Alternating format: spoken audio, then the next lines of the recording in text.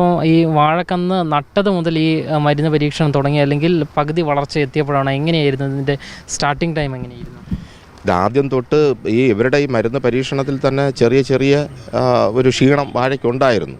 ഉൽപ്പന്നവും വളരെയധികം മോശമായ ഒരു ഈൽഡാണ് എനിക്ക് കിട്ടിയത്. അപ്പോൾ അത് മോശം എന്ന് തന്നെയാണ് അതിൻ്റെ അഭിപ്രായം. കാരണം മറ്റുള്ള കൃഷിക്കാർ, അതായത് നമ്മളൊക്കെ കൃഷി ചെയ്തുകൊണ്ടിരിക്കുമ്പോഴൊക്കെ ഇതിനേക്കാളും ഉൽപ്പന്നം മെച്ചമായിരുന്നു. പക്ഷേ ഇപ്പോൾ അത് വളരെ മോശമായ രീതിയിലാണ്. അത് കൃഷിഭവനിലും അത് ബോധ്യമായി, AD ഓഫീസിലും ബോധ്യമായി, ഇവർക്ക് തന്നെ ബോധ്യമായി. അപ്പോൾ ഇവർ പറയണതെന്ന് പറഞ്ഞു കഴിഞ്ഞാൽ നമ്മുടെ പരീക്ഷണമാണ്, ചിലപ്പോഴത് സക്സസ് ആവും, ചിലപ്പോൾ ഫെയിലുവർ ആവും. അതൊക്കെ ഇതിൻ്റെ ഒരു ഭാഗമാണ്.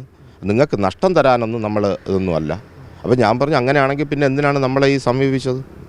അപ്പോൾ ഭീമമായ എമൗണ്ടിൽ ഞാൻ ഈ കൃഷി ഇറക്കുകയും വാഴക്കന്ന് ഞാൻ വാങ്ങി ഇതുവരെയുള്ള എല്ലാ കാര്യങ്ങളും ചെയ്തതിൻ്റെ സാമ്പത്തികം എനിക്കല്ലേ. അപ്പോൾ ഇതിൽ എന്താണ് നിങ്ങളപ്പം നശിപ്പിച്ചതിനുള്ളത് എനിക്ക് തന്നേ പറ്റുള്ളൂ എന്ന് ഞാൻ പറഞ്ഞു. ഇതെപ്പോഴാണ് ഈ പരീക്ഷണം ആരംഭിക്കുന്നത്? എപ്പോഴാണ് ഇത്?